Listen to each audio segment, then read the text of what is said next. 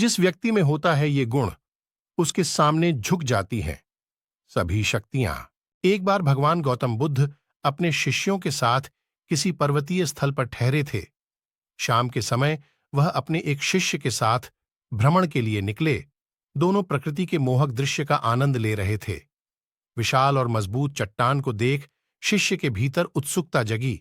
उसने पूछा, इन चट्टानों में तो किसी का शासन नहीं होगा, क्योंकि ये अटल, अविचल और कठोर हैं। शिष्य की बात सुनकर बुद्ध बोले कि नहीं, इन शक्तिशाली चट्टानों पर भी किसी का शासन है।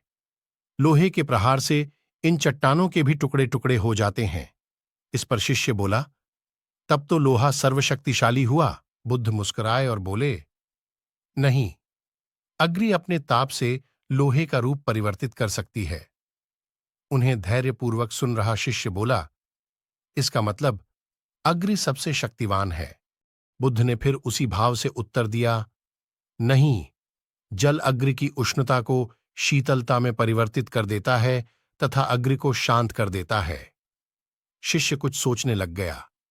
बुद्ध समझ गए थे कि उसकी जिज्ञासा अब भी पूरी तरह शांत नहीं हुई है। शिष्य ने फिर सवाल किया, आखिर जल पर किसका शासन है? भगवान बुद्ध ने उत्तर दिया, वायु का। वायु का वेग जल की दिशा को बदल देता है। शिष्य कुछ कहता, इससे पहले ही बुद्ध ने कहा कि अब तुम कहोगे पवन सबसे शक्तिशाली हुआ। नहीं, पवन सबसे शक्तिशाली नहीं है।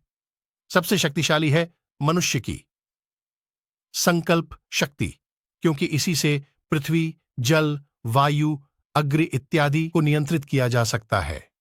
जीवन में कोई भी महत्वपूर्ण कार्य संकल्प शक्ति के बगैर असंभव है। इसलिए अपने भीतर संकल्प शक्ति का विकास करो।